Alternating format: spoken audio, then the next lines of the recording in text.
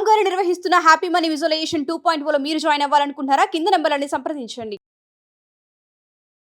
నమస్తే రచిత గారు. నమస్తే ఉషా.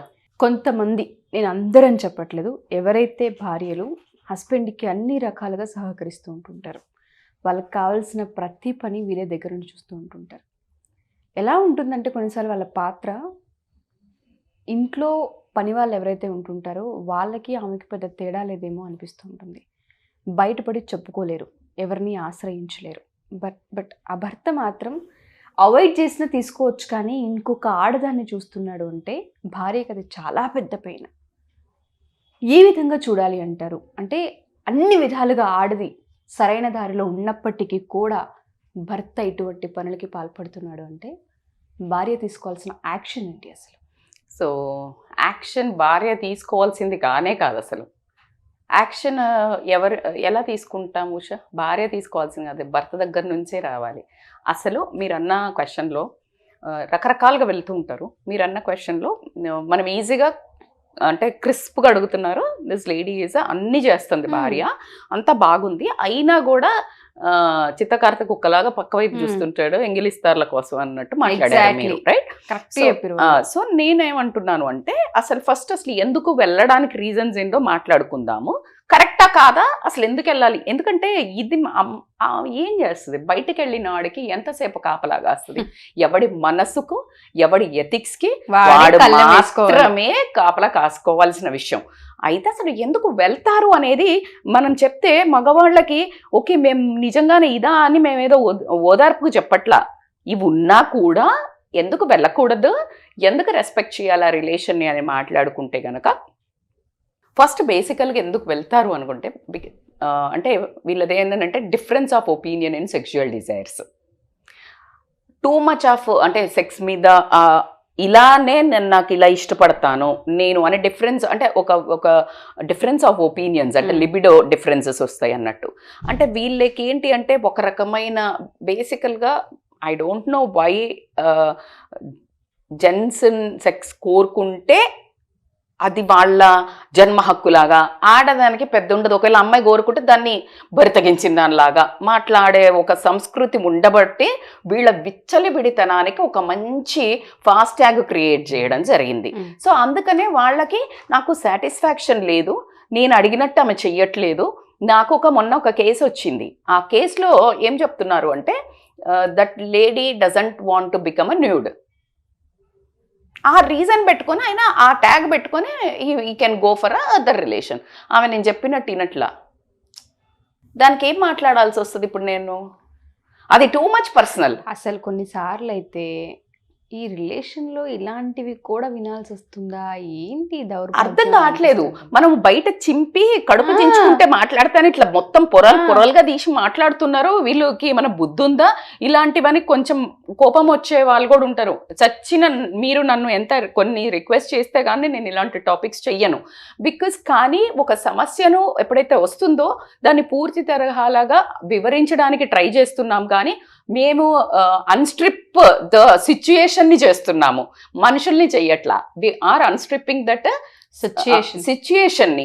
ఎందుకు వస్తుంది అంటే ఈ difference of opinion sexual desires మీద ఒకరికి ఎక్కువ ఉండటం వల్ల ఇంకొకరు వాళ్ళ అనుకున్నట్టు, మీరు అన్నారు సాటిస్ఫై ఉంటున్నదేమో అనుకుని మీరు అనుకుంటున్నారు, వాళ్ళకు అనుకున్నట్టు లేకపోవడం వల్ల they will look for other option. ఎప్పుడైతే ఒక జీతం సరిపోలేదు అన్నప్పుడు సెకండ్ జాబ్కు వర్క్ చేస్తారు కదా, పార్ట్ టైం జాబ్, కడుపు నింపుకోవడానికి, అవసరాలు తీర్చుకోవడానికి. నీడ్స్ వేరు, లగ్జరీస్ వేరు. You are getting my point. So that is the important. ఇంకొకటి ఏంటంటే ఫిజికల్ అట్రాక్షన్. బేసికల్గా ఫస్ట్ పెళ్లి చేసుకున్నప్పుడు ఫిజికల్ అట్రాక్షన్ చూసి పెళ్లి చేసుకున్నారనుకో, ఉషా అందంగా ఉన్నారనో ఏమైనా చేసుకున్నారు. ఆ ఫిజికల్ అట్రాక్షన్ని చూసి చేసుకున్నప్పుడు అది లాంగ్ టర్మ్ ఉంటుందా? ఫిజికల్ అట్రాక్షన్ ఎవరికి ఉండదు. ఎవరికి ఆ ఫిజికల్ అట్రాక్షన్ ఇంకా రోజు రోజుకి పెరగాలంటే అది ఎక్కడ కనెక్ట్ అవ్వాలి? బిహేవియరల్ అట్రాక్షన్ దగ్గర, మ్యూచువల్ రెస్పెక్ట్ దగ్గర ఉన్నప్పుడు మాత్రమే ఆ ఫిజికల్ అట్రాక్షన్ హోల్డ్ చేసి పెడుతుంది. సో ఆ ఫిజికల్ అట్రాక్షన్ ఏమవుతుంది? Over the period of time పెళ్ళి అయిన తర్వాత ఏమవుతుంది? పిల్లలను వీళ్ళ కేరింగ్ తగ్గుద్ది. అదే బాయ్ ఫ్రెండ్ గర్ల్ ఫ్రెండ్ దగ్గరికి వెళ్ళేటప్పుడు, లేకపోతే పెళ్లి సెటిల్ అయినాక భర్త దగ్గరికి, లేకపోతే కొత్తగా పెళ్ళి అయినప్పుడు అలా షిఫాన్ చీరలు కట్టుకొని అలా ఉండి అది రోజు మంచిగా తయారయ్యి కాజల్ పెట్టుకొని ఐబ్రోస్ చేయించుకొని ఇట్ట ఉన్నదంతా పెళ్ళికి పోయాక వాళ్ళు బాధ్యతలకు విలువనిస్తారు, నీకు బాడీకి విలువనివ్వరు. లేడీని గమనిస్తే వాళ్ళది చాలా టర్న్ ఉంటుంది. మళ్ళీ ఒక 40స్కి వచ్చాక ఏమన్నా మళ్ళీ దాని మీద ఫోకస్ పెంచుతారేమో కానీ ఈ లోపల మాత్రం వాళ్ళదంతా పిల్లలు, సంసారము, ఇల్లు, ఈ ఫ్యామిలీ వాళ్ళని అర్థం చేసుకోవటము, ఈ ఫ్యామిలీ రిలేషన్ వదిలేసి వచ్చి సెటిల్ అవ్వటము, వీటి మీద ఎక్కువగా పెట్టే వరకు ఫిజికల్ బాడీ మీద మేబీ లావ్ అవ్వటము, కేర్ తీసుకోకపోవటము, ఇది వీళ్ళకి ఒక వంకలాగా బయటకే హెడ్ లైట్ ఇలా తిప్పడానికి ఆస్కారం ఉంది. ఎందుకు అంటే మిగతా వేరే అమ్మాయిలు ఒకవేళ పెళ్లిగా అన్నోళ్ళో లేకపోతే పెళ్ళైనాక కూడా ఈ బాధ్యతలు లేని వాళ్ళు అలా తయారై ఉంటారు. ఇది మిలుకుమని అటువైపు తిరగడం జరుగుతుంది. ఎండ ఎటు ఉంటే అటు సన్ఫ్లవర్ తిరుగుతుంది కదా, ఎండ అట్లా అందంగా కనిపించి అదే నీట్నెస్ మెయింటైన్ చేయాలి అనుకుంటే ఒక్కసారి నువ్వేం చేస్తావో గుర్తు తెచ్చుకో. ఇంటికి వచ్చిన తర్వాత ఒక లుంగి వేసుకొని ఒక పిచ్చి షాబీగా గడ్డం వేసుకో. మరి ఆమెకు కూడా మూడు ఉండకపోవచ్చు, మళ్ళీ ఆమె కూడా వేరే పెట్టుకుంటా అంటే ఈ క్వశ్చన్కి ఆన్సర్ చేయాలి కదా. చెయ్యండి అబ్బా, తిట్టుకున్నా సరే చెయ్యండి. నేను అస్సలు ఫెమినిస్ట్ కాదు, నేను క్వశ్చన్ అడుగుతున్నా అంతే. మీరు జెన్యూన్గా ఆన్సర్ చెప్పండి, జెన్యూన్గా బీ హార్ట్. అస్సలు కోపానికి రాకంటే మగవాళ్ళని దెద్దేవా చేయట్లేదు వాళ్ళ కోపం.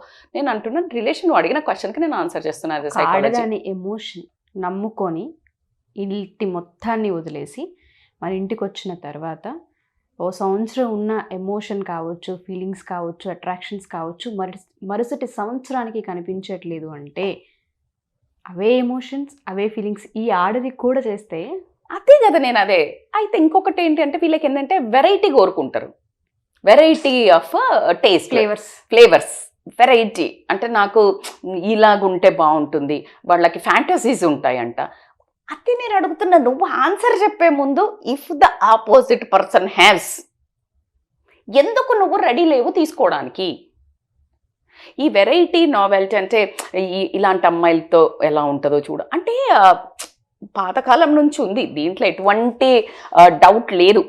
కానీ ఇప్పుడు ఓపెన్ అయిపోయి దానికి ఒక ఇట్లా వీళ్ళు ఉండరు అందుకనే చూసుకున్నాం అని చెప్తున్నారు, చెప్పేస్తారు. అట్లంతా చాలా ఈజ్ అనేది క్రియేట్ అవ్వటం జరిగింది. Especially when it comes to the gents. మీరు వేసుకోవచ్చు, లేడీస్ ఏమైనా తక్కువ ఉన్నారా అంటే నేను ఎప్పుడు దాని మీద కూడా బొచ్చడి వీడియోస్ చేసినాం, లేడీస్ గురించి కూడా చేసినాం. Now particularly this topic is regarding this people కాబట్టి మీరు ఎక్కడి వరకు కరెక్ట్, ఒకసారి మీకు ఎంత కష్టాలు వస్తాయి, ఎంత ప్రాబ్లమ్స్ వస్తాయో నేను వెనకాల చెప్తాను. సో కాబట్టి ఈ వెరైటీ నావెల్టీ కోరుకోవటం వల్ల వీళ్ళకి వచ్చే ఈ కోరికల వల్ల ఇది నిన్నంతా పక్కకు పెట్టడం జరుగుతుంది. అది కాకుండా ఏమవుతుందంటే ఎప్పుడు కానీ గుర్తుపెట్టుకోండి, ఫిజికల్ ఇంటిమసీస్ డైరెక్ట్లీ ట్విన్డ్ ఇలా కలిసిపోయి మెలవేసుకొని ఉండేది ఎమోషనల్ కనెక్షన్తో. It's too much twined. Physical intimacies always goes with emotional connection intimacy. So ఏంటిది మేడం ఇది ఎమోషనల్ అంటే? ఎమోషనల్ ఇంటిమసీ అంటే ఒకళ్ళ మీద ఒకళ్ళకి పెనవేసుకుని ఒక బంధం ఉండాలి. ఎలా అంటే వెళ్ళేటప్పుడు అరే వెళ్తున్నారా, ఏమొద్దు వెళ్తున్నాను, just like I miss you. ఒక్క మొద్దవతారం లాగా లేచి ఆ పొద్దున్నే నువ్వు ఫోన్ పట్టుకొని చేసి ఆమె మొద్దవతారం లాగా వండేసి నేను అన్నీ చేసిన మేడం, నేను పొద్దున లేచిన, పూజ చేసిన, నేను వంట చేసిన, మా ఆయనకు మూతిల దాకా తీసుకొచ్చి పెట్టిన, అది కాదు. You need each others emotional connection. తిన్నావా, నువ్వు వెళ్తున్నావా, నువ్వు ఒక ముద్ద తినలేకపోతే నువ్వు పిల్లలు తిన్నారా, just one Pat, one hug, ఇలాంటి గనక ఎమోషనల్గా నువ్వు కనెక్షన్ బిల్డ్ చేయగలిగితే ఖచ్చితంగా ఎక్కడైనా అప్పుడప్పుడు మిలుకుమంటూ అలా వెళ్ళినా మళ్ళీ ఇలా వెనక్కి ఈ బాండ్ గుంజుకొస్తుంది. గాలి వచ్చినప్పుడు పతంగ ఏం చేస్తుంది, వెళ్ళిపోతా ఉంటుంది పైకి. ఎప్పుడైతే నీ చేతిలో ఆ డీల్ ఉందో, థ్రెడ్ అది ఉందో, చరక మాంజా, ఈ కనెక్షన్ నేను మళ్ళీ వెనక్కి తీసుకొస్తుంది. సో ఈ connection is a very very important. Emotionally bond అవ్వటము, అది పనులు చేయటం వేరు ఉష, నేను అన్నీ చేస్తున్నాము బాధ్యతలు చేయటం వేరు. అయితే నేను ప్రేమను కూడా పంచుతున్నాను అంటే ఆ మనిషికి ఏ ప్రేమ కావాలో. నేను ఆల్రెడీ ఒకటి మనది చాలా వైరల్ అయింది. Find out your wife and husband love language. నీ హస్బెండ్కి ఏ లవ్ లాంగ్వేజ్ ఇష్టం? నేను భార్య అనగానే ఇంటి పనులు చేసిందా, బట్టలు పిండిందా, మీరు అన్నారు ఇప్పుడే, పని మనిషికి వీళ్ళకి జీతం లేని పని మనిషిలాగా ఇంట్లో పెట్టుకున్నట్టు ఒక వైఫ్ పని చేసి నేను అన్నీ చేసినా అతను మాత్రం బయట తిరుగుతున్నాడు అని అనుకోండి, పిచ్చి మొహాల్లాగా. అది కాదు, ఆ మనిషి మీద రాణిలాగా కంట్రోల్ చేయాలి. మనిషి మీద కాదు, మనస్సు మీద. ఫుడ్ బెడ్ కూడా నీ పాత్రే. ఎప్పుడైతే నువ్వు ఆ పర్సన్కి నువ్వు ఫిజికల్గా ఎమోషనల్గా టూ మచ్ ట్విన్నింగ్ అవుతావో అప్పుడు మాత్రమే నువ్వు ఖచ్చితంగా ఈ రిలేషన్ని ముందుకు తీసుకెళ్ళగలుగుతావు. సో కాబట్టికే ఎస్పెషల్లీ చెప్పాల్సింది ఏంటి అని అంటే, ఫిజికల్ బాండే కావాలి అనుకుంటే గనక, అంటే నా భార్య నన్ను సాటిస్ఫైగా నేను చెయ్యట్లేదు అని అనుకుంటే గనక, ఫస్ట్ అసలు నువ్వు ఎమోషనల్ కనెక్షన్ నీ భార్యతో పెట్టుకున్నావా? నువ్వు రాత్రికి వచ్చేసి నేను పని చేసి వచ్చినా నాకు స్ట్రెస్ రిలీఫ్ మేడం, ఆమె సపోర్ట్ చేయట్లేదంటే కరెక్ట్ కాదు. కరెక్టా? ఎట్లా డెవలప్ అవుతుంది నీ ఎమోషనల్ కనెక్షన్? ఏది నువ్వు పోయేటప్పుడు, పోయినాక ఏం చేస్తున్నారు, పిల్లలు వెళ్ళిపోయినరా, నువ్వు తిన్నవా, ఒక చిన్న మెసేజ్ నువ్వు వేరే వాళ్ళకి పెడతావు. ఫెబ్బీలల్లో గుడ్ మార్నింగ్, తిన్నావా నాన్న, ఎవరికో బయట బంగారం, కన్నా, బుజ్జి బుజ్జి, నీ భార్యను ఒక్కనాడన్న అట్లా పిలుస్తున్నావా? ఎట్లా డెవలప్ అవుతుంది? మేడం నేను అట్లా పిలిస్తే ఆమె పడ్డది, అట్లా పిలిస్తే ఈమె మొత్తం పడిపోతుంది. నువ్వేం అడుగుతుంది చేస్తుంది. నువ్వు వేరే వాళ్ళకు నువ్వు ఫార్వర్డ్ మెసేజెస్ మేలుకో, పొద్దున శుభ గుడ్ మార్నింగ్, శుభోదయము, లేకపోతే ఒక పెద్ద కొటేషన్లు పెడుతుంటారు. నాకు ఆ కొటేషన్లు పెట్టేటోళ్ళు 70% అని యావరేజ్గా చెప్తా. I'm sorry to say. అందులో మీరు కనీసము ఆ ఫాలో చేసి పెట్టడం స్టార్ట్ చేయండి, ఈ ఫార్వర్డింగ్ మెసేజ్లు తగ్గుతాయి. ఏం మెసేజ్లు పెడతారు, దాంట్లో నువ్వు ఒకటైనా ఫాలో అవుతున్నావా చూసుకోండి. సో ఆ వాళ్ళకి ఇచ్చే ఇంపార్టెన్స్, నువ్వు నీ భార్యకి గనక ఎమోషనల్లీ కనెక్ట్ అయితే గనక నీ భార్య నువ్వు అనుకున్నట్టే ఉంటుంది. అప్పుడు నువ్వు పక్కదారి పట్టాల్సిన అవసరమే లేదు. Last but not the least ఏం చెప్తాను అంటే, బేసికల్గా ఏమవుతుందంటే పర్సనల్ ఇంట్రెస్ట్. బేసికల్గా వీళ్ళకి వైఫ్ కొంచెం అందంగా ఉండొచ్చు, లేకపోతే యాక్టివ్గా ఉండొచ్చు. హస్బెండ్ దగ్గర lack of something of self, అంటే ఇంట్రోవర్ట్ అయి ఉండొచ్చు. ఎందుకు అంటే ఏదైనా వైఫ్ అది డామినేటింగ్ అయి ఉండొచ్చు. అంటే క్వాలిటీస్ కానివ్వండి, టూ మచ్ బాగా చేస్తూ ఉండొచ్చు. తిను అంత ఎర్న్ చేయకపోవచ్చు, ఏదో ఒక క్వాలిటీస్లో ఇన్ఫీరియర్ ఫీల్ అయ్యి ఉండొచ్చు, లేకపోతే స్ట్రెస్ ఉండొచ్చు. ఆ స్ట్రెస్ దేనివల్ల అంటే వైఫ్ వల్ల. అంటే వైఫ్ మేబీ డబ్బులు అడుగుతుందో, లేకపోతే అత్తగారోళ్ళో, లేకపోతే వీళ్ళ అమ్మ వాళ్ళతో ఈ అమ్మాయి గొడవలు ఉండటం వల్లనో, లేకపోతే ఏదో ఒకటి రీజన్స్ వల్ల ఒక కైండ్ ఆఫ్ రప్చర్ ఏర్పడుతుంది. అది ఎప్పుడైతే ఏర్పడుతుందో ఈయన మ్యాన్లీనెస్ కానీ, మొగతనం కానీ ఈమెతో ఆ స్ట్రెస్ని రిలీవ్ అవ్వదు ఆయనకి. Because the stress is because of her అని అనుకుంటుంటాడు. Because of a situation in the family. ఈయన అర్న్స్ కూడా చేయకపోయి ఉండొచ్చు, పిల్లలకు కానీ అన్ని నీడ్స్ సాటిస్ఫై చేసి ఉండకపోవచ్చు. ఏదో ఒక stress which is not really connected to the wife. పనులన్నీ వేరు. ఓపెన్గా భార్యతో కొన్ని చెప్పాలంటే కూడా ఇష్టపడని వాళ్ళు ఉంటారు. ఎందుకు అంటే ఆమె జడ్జి చేస్తుందనో, లేకపోతే ఏదో ఒకటి ఉంటుంది. వేరే విమెన్ దగ్గరికి పోయినప్పుడు ఆ క్వశ్చనేర్ ఉండదు. It's a purely in a man. You got it? So he will become a real man there to have a pleasure. ఇక్కడ చాలా వస్తాయి. ఈయనకే గిల్ట్ ఉంది ఫస్ట్. సో ఈ ఒక్క దాన్ని కూడా సరిదిద్దుకోవడానికి కూడా, అంటే మళ్ళీ ఈ అన్ని బాధ్యతలు చెయ్యకపోయినా అయినా ఈ నీడైతే తన మగాడు అని గుర్తు చేస్తూ ఉంటుంది. సో కాబట్టి it is easy to satisfy out side which other lady is making him a man. మీకు అర్థమవుతుందా? నేను కరెక్ట్గా ఉండండి చెప్తా. ఆమె ఎవరైతే వేరే ఒక అఫైర్ పెట్టుకున్నప్పుడు ఆమె ఆయనకి ఒక రకమైన బలం ఇస్తుంది మైండ్లా. నువ్వు మగ ఆయన నా కోసము ఇట్లా ధైర్యం చేసిండు. So that gives him a kick. కానీ ఇవన్నిటినీ నువ్వు రీజన్స్ చెప్తున్నావచ్చు. కానీ నేనేమంటున్నా అంటే ఎక్కడ వరకు కరెక్ట్? బికాస్ ఆఫ్ దిస్ ఇది లాంగ్ టర్మ్ వెళ్తుందా? నీ కళ్ళల్లో నువ్వు నిలబడతావా? ఇది తర్వాత నీకు న్యూసెన్స్ లైఫ్లో క్రియేట్ చెయ్యదా? Misunderstandings create చేయదా?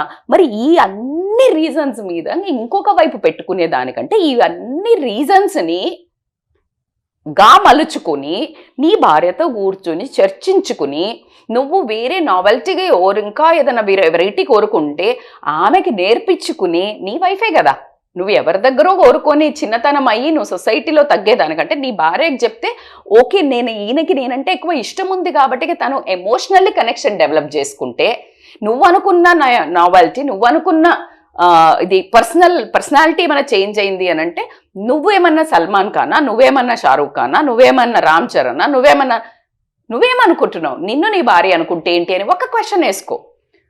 కాబట్టి ఎమోషనల్ బాండ్ డెవలప్ చేసుకోండి, కమ్యూనికేషన్ పెంచుకోండి, లాయాలిటీ అండ్ ట్రస్ట్ పెంచుకోండి. తప్పులు జరగడంలో తప్పు లేదు, తప్పులు జరిగిన తర్వాత సరిదిద్దుకొని ఎప్పుడైతే ఈ వీడియో చూస్తారో మీరు లాంగ్ టర్మ్ హ్యాపీనెస్ ఉండదు, దానివల్ల ఇంకా కాంప్లికేషన్స్ పెరుగుతాయి లైఫ్లో.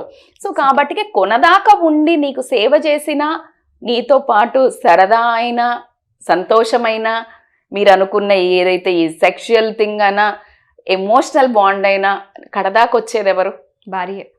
నువ్వు ఇప్పుడు అంతా ఎంజాయ్ చేసి వెనకకు వచ్చి 60 ఏళ్ళకి మూలకు పడ్డాక రావే నాకు చెయ్యవే, నాకు పని చెయ్యి, నాకు సేవ చెయ్యి అంటే ఎక్కడ కాలుతుంది లేడీస్కి? అవునా కదా?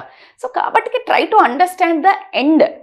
లైక్ ఎండ్లో ఏంది మనము మనం రేపు పొద్దున కళ్ళల్లో కళ్ళు పెట్టి భార్య కళ్ళల్లో చూసగలిగేంత దమ్ము ఉందా? అదే మొగతనం కదా. What you say?